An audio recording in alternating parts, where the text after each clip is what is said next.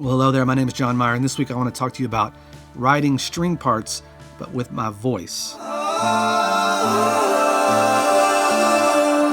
Every now and then I go through my hard drive and I listen through all the tracks that or at least some of the tracks that I've written over the past 8 or 10 years. And I found this track that's called Daydreaming of Finer Things. And it was for an album called Style, Grace, and Grit. So think like fancy luxury, but with like mud on your tires in your truck, you know, putting those two things together, elegance, but a rawness to it, whatever. Imagine Matthew McConaughey is reading the voiceover. And so with this track, and what made it unique is that I remember, although I'm cloudy with my memory, but I set out to write string parts. And here's something that I found when I'm writing string parts. One, when I'm playing the guitar or when I'm playing the keyboard, I don't think a lot about the theory of what I'm doing. I just play the chords and I just kind of put my fingers where they're supposed to go. But when it comes to strings, I often get paralyzed with this idea that I don't know what I'm doing. And I'm going to mess up, I'm going to play the wrong intervals, or I know it's ridiculous, but I don't think I'm alone. And that's one issue that I have, and that's silly, I need to get over it. The other one is, even though I've spent a bunch of money on string libraries, I found that I often adapt the way I'm playing, and it's not always bad. Sometimes it ends up being better, but I adapt what I'm doing to the sound and the response that I'm getting from those particular string libraries. So I tried this technique where I decided I was going to sing the parts with my voice, do this kind of thing, which is going to make you uncomfortable if I do that too much, so I'll try to limit that. At least I won't make the face when I do it. But I've found that I can add in certain expressions that I don't know exactly how to do, and I can time it, and I can get everything exactly the way I want it. And I found that when I sent my parts off to people that I was going to have record cello or violin, if I did that, it would help communicate what I wanted them to hear. Now for this track, somewhere along the way, as I was recording my vocal parts, I just decided to keep going and decided to make this somewhat unique and left it as my voice. So here is an example of the track. This is kind of later in the track where a lot of things are going on. I'm going to play everything first and then I'll solo up the voices.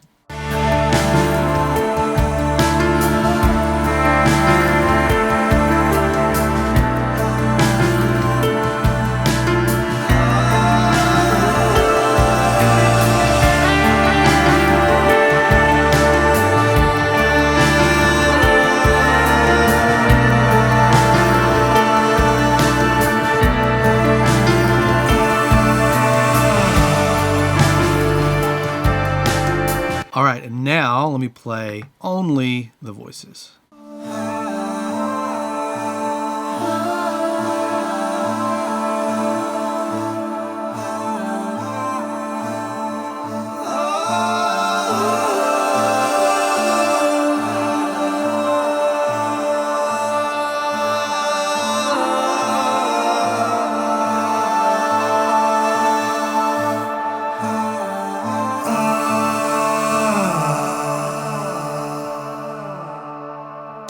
You'll notice there's a voice that is not mine. There's a female voice in there. My friend Jennifer came in and sang over some of the parts that I had written just to add a different texture. Hopefully you can hear the different parts and the way they interact with one another. For sure these can be brought to life with sample libraries. There's plenty of ways to add the expression that I'm playing. I found that when I write this way, I often come up with ideas that I never would have come up with had I just been playing on the keyboard. That's just me personally. Another thing is when you write a bunch of songs every day, you kind of get bored with doing things the same way. So this was a way for me to try something different. But I think it worked out well. Before we continue on, let me play you a few of the other instruments groups so you can get an idea of what's happening. Here's the drums and percussion.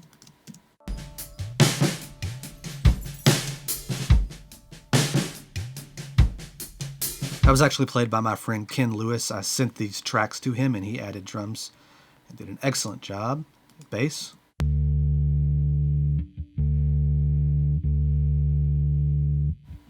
Not much there.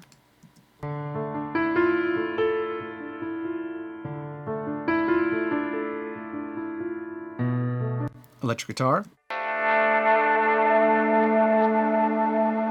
And I have a section of string parts that I wrote to layer on top of the vocal parts. We have an Evo track.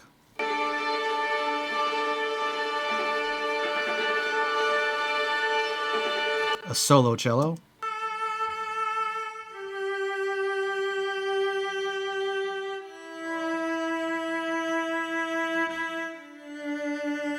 Most likely that's the Spitfire's alternative strings.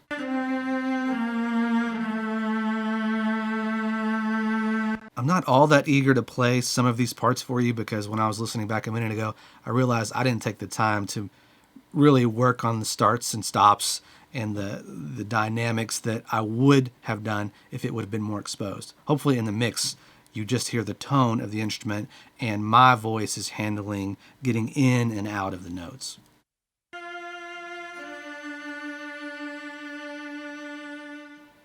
And then a rhythmic part.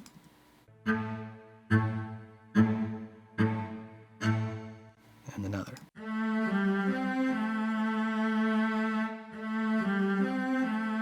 All right, not terribly inspiring. So let's start off with the very first vocal part that I recorded.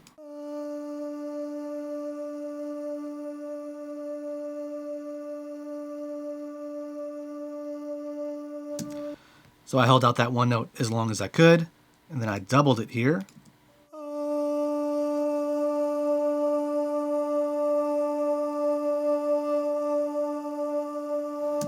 These are printed or committed tracks. I went back and looked at the original tracks, and each one has autotune on it. And I went crazy with the autotune on this because I want it to be in tune, and if you hear it, it doesn't matter all that much because of all the layers. And as far as effects go, I have this virtual tape machine, which I seldom use anymore. I guess most likely I just bought it and wanted to use it. And then an EQ where I'm brightening. This every single track is going through here, so I'm cutting some low mids, boosting some top end here. And then we have something, I don't even know what this is. Looks like I was doing some EQ with Nectar.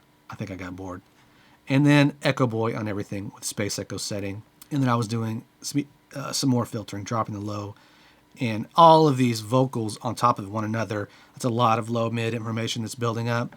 So I just kept cutting it. I'm sure I did some of that as I was EQing each individual track. Okay, so let's go back to that first part. Pans out left and right. And then we have my friend Jennifer here.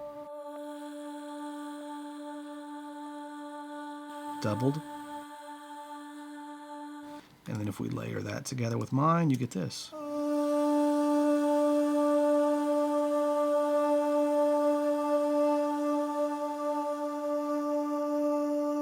right, now we have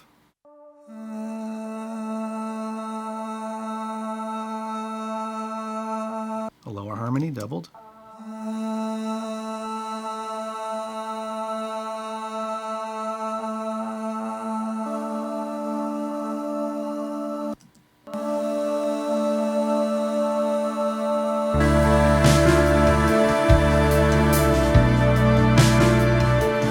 We have some additional parts. All right, now I'm starting to work in more melodic ideas.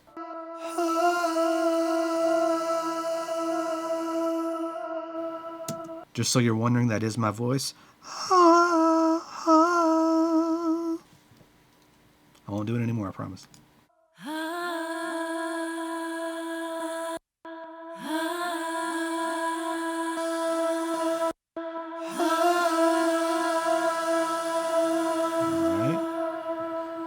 With everything.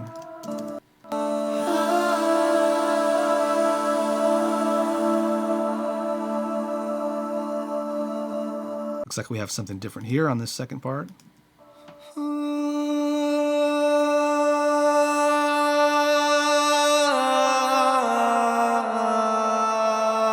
Double.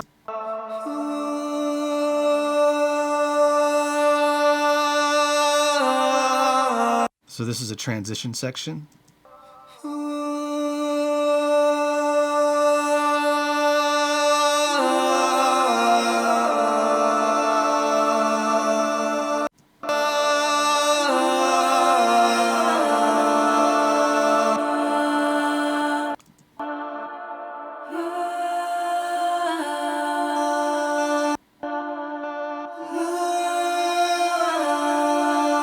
my voice in certain ranges can get very edgy, and so layering that with Jennifer's really open tones is nice.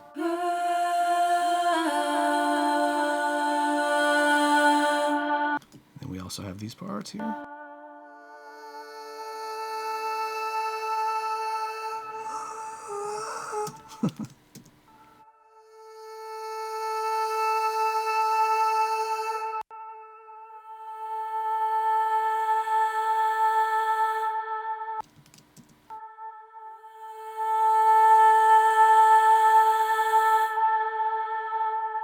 All those together.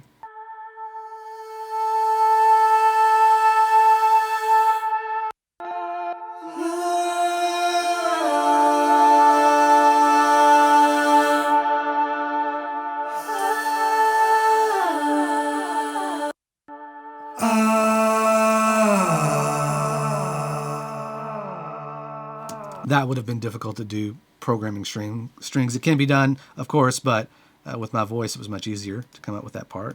All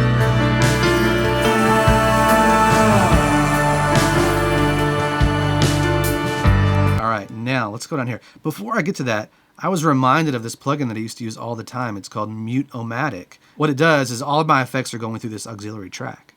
And when playback stops, it stops the delays from continuing on and on and on after I stop, which is very handy. And you can also use it for other functions, but it really works great for that. So go get Mutomatic. Now I wanted to have some rhythmic parts, the staccato parts, and this is what we've got.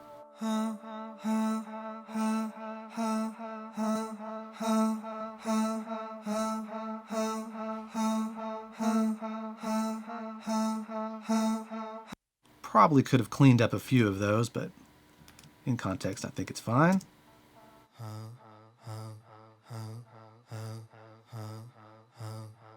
It's a nice low part.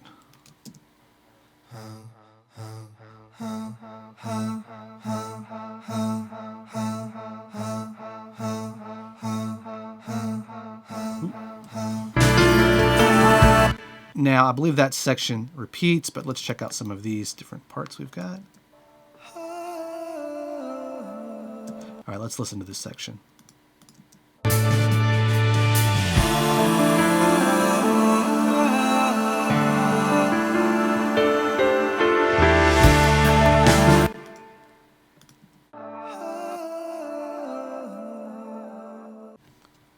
Double.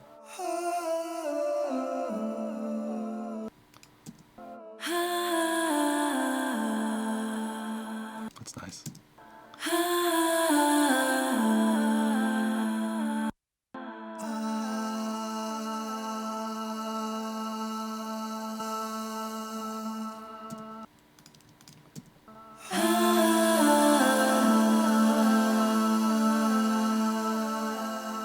When writing production music, you always have to find ways to add in interesting sections, and I was trying to give me something that helped it keep from sounding loopy and the same thing over and over again. Now, at the same time, you don't want to overwrite production music tracks because you can write yourself out of a license. You can write yourself out of the track being used in certain scenarios because you got too creative and changed things too much. Remember, these aren't artist songs. These are moods or certain behaviors that we're trying to put in our tracks that inspire editors or whatever to want to use it and to make great stuff. And oftentimes, if they want to change their mood dramatically, they're going to use a different track. Yes, this is that part that I played earlier with the strings.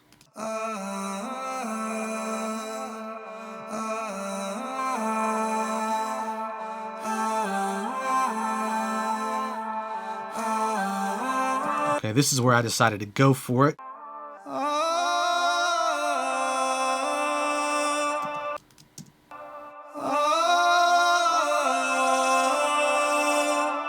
There's a nasally quality to my voice that can be irritating, but in certain situations it helps it cut through a dense mix.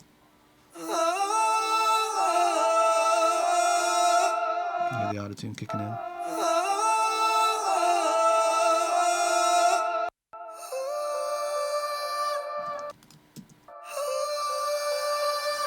Right.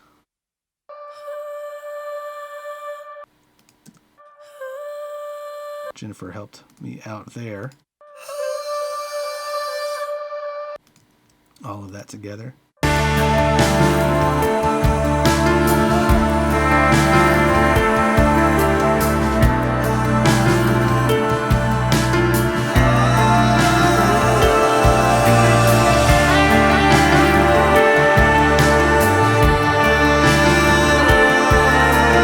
And then we have this section.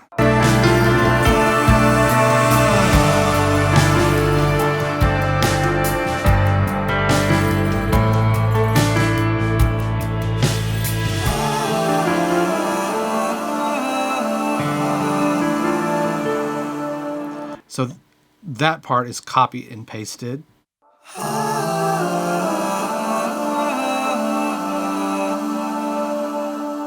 And I added this last section to help land the plane.